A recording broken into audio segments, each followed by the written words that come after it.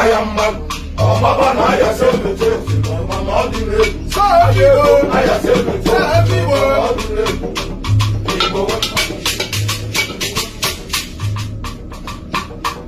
Igbo we mmadụ, Igbo we mmadụ niile. Osisi na-amị ego ayị ego Igbo